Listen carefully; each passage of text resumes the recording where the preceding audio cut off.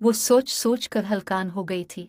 मुसलसल रोने से उसकी हालत गैर हो चुकी थी, मगर उसकी मुसीबत कमा ख़त्म होने की कोई सूरत दूर दूर दिखाई नहीं देती थी। इसकी फूफी ने इसका बच्चे से मिलना भी बंद कर दिया था ताकि बच्चा इससे मानूस न हो सके। वक्त गुजरने के साथ वो बच्चे से दस्तबरदार हो जाए। न होती हुए वो एक माँ का दुख समझने से इनकारी थी। इसके लिए तो जैसे कुछ हुआ ही नहीं था। इसकी नज़र में ये बच्चे की खुशकिस्मती थी कि ज़्यादा खुशहाल फैमिली में रह रहा था। यकीन के ससुर ने भी इसे समझाने की कोशिश की, इसे अल्लाह के अजाब से डराया, मगर इस औरत के कानों पर जू तक ना रेंगी। उल्टा कहती है, मैंने कौन सा जुल्म किया है? अपने बेटे को ही तो अपना बच्चा दिया है। यकीन कौन सा मैका से लेकर आई थी? मेरे बेटे की औलाद है। मैं जिस बेटे को चाहूँ दो। अपने शौहर की इतनी बात मान गई कि बच्चे के वालिदैन के तौर पर उसके सगे माँ बाप का नाम दर्ज कराया जाए। कोई लम्हा ऐसा नहीं था जब यकीन ने अपने बच्चे को याद करके आंसू ना बहाए।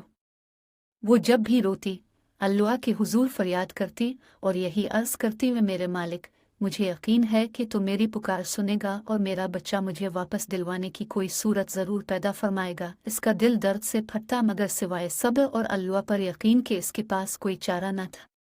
बच्चे भी अपने भाई को अपने घर अपने पास देखना चाहते थे। इनको दादी ने इतनी इजाज़त दी थी कि दिन में कुछ वक्त चचा के घर जाकर भाई के साथ वक्त गुजार लेते। यकीन की सेहत बेहतर हुई तो वालिदैन के घर गए। अपने वालिद की सेहत देखकर कभी अपना दुख जाहिर न होने दिया। बच्चे साथ न लाने का कोई बहाना कर दिया। जब 2-3 बार ऐसा ही हुआ तो इसके वालिद को शक हो गया। उन्होंने बेटी को अलग बुलाकर सच बताने पर इसरार किया। आखिर यकीन को सच बताना पड़ा, मगर वालिद की खातिर कह दिया कि इसने अपनी मर्जी से जेठ की फैमिली को बच्चा दिया है। ये भी बताया कि रिकॉर्ड में बच्चे के वालिदैन के तौर पर उनके अपने नाम दर्ज हैं। इसके वालिद किसी हद तक मुतमईन हो गए। वो चूंकि दिल के मरीज थे, उन्हें असल हालात और हकायक बताना किसी नाकाबिल तलाफी नुकसान का बाइस बन सकता था। वो कभी नहीं चाहती थी कि अपने वालिद के सामने उनकी आपा की असलियत बेनकाब करे और उन्हें इस वजह से कोई सदमा पहुंचे। वो अपने वालिद की खातिर सब्र के घूंट पीकर चुप रही। यकीन के लिए जिंदगी अक्सर बदल गई थी। वो अपने बच्चों, शौहर और वालिदैन के लिए चुपचाप अपनी जिम्मेदारियां निभाने में लगी थी। इसका ध्यान हर पिल अपने 2 दिन के बिछड़े जिगर के टुकड़े की तरफ रहता था। इसका दिल खुशी का एहसास बेटे से जुदा होने के लम्हा से भला चुका था। यूं लगता था जैसे इसकी आंखों में किसी दरिया ने रास्ता बना लिया हो। आंसुओं की लड़ियां पिरोना इसका वजीफा बन गया था। इसी कैफियत में 2 साल होने को थे कि एक दिन उसने अपनी सास और जेठानी को ऊंची आवाज में बातों का तबादला करते सुना। इसकी सास कह रही थी, ऐसा ही करना था तो 2 साल पहले सोच लिया होता। इस वक्त तो सारा मलबा मेरे ऊपर डालकर तुम दोनों बुरी अल्जमा हो गए। मुझे ही पता नहीं क्या क्या सुनने को मिला। मतलब परस्त औरत, तेरी अपनी सगी औलाद होती तो तुझे किसी की तकलीफ का एहसास होता। तुम्हें तो अपने ख्वाब पूरे करने हैं। मेरा बेटा तो है ही रन मुरीद, आया था मेरे पास अपनी मजबूरियों की दास्तान सुनाने। एक बात कान खोल कर सुन लो, अगर ऐसा हुआ तो तुम लोगों की इस घर और हमारी जिंदगी में कोई जगह नहीं। इस पर उसकी जेठानी बोली, अपने कौन सा हम पर एहसान किया था? अपनी ख्वाहिश के हाथों मजबूर होकर हमें अजाब में डाला था। हम तो सुकून की जिंदगी गुजार रहे थे। अब भी हमारी तरजीह हमारी अपनी जिंदगी ही है। यही मेरा फैसला है। 2 दिन हैं आपके पास, इसके बाद जो हमें बेहतर लगा हम कर गुजरेंगे। यकीन को मामला की कुछ समझ ना आए। इसने अपने शौहर से बात करना चाहिए, मगर फिर किसी काम में मसरूफ हो गई। जहां आरा गम व गुस्सा से बेपर अपने शौहर का इंतजार कर रही थी, जैसे ही शौहर शाम को घर लौटे वो कजिया लेकर बैठ गई। शौहर बोले, पर तुझे इस वक्त भी बहुत समझाया था कि ये जुल्म ना करो, मगर तुम्हारी आंखों पर तो बेहिस्सी और अना की पट्टी बंधी हुई थी। मैं भी नाम निहाद स्टेटस की फिक्र में खुलकर सामने ना आया। जो हुआ बहुत बुरा हुआ।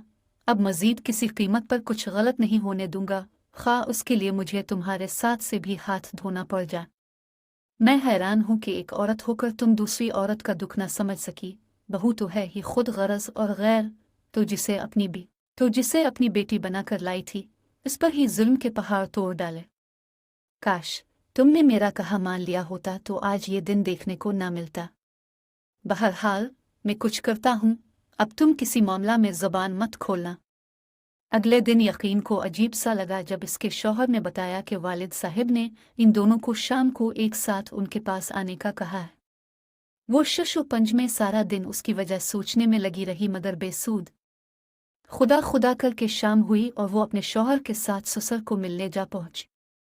वो कमरे में दाखिल हुई तो उसकी आंखें हैरत और खुशी से खिली की खुली रह गईं। इसका छोटा बेटा उसके ससुर की गोद में बैठा था। बेटे को चूमने के लिए उसकी तरफ बेसाख्ता लपकी मगर बच्चा उसे करीब आता देखकर खौफजदा हैकर दादा की गोद में सिमट गया।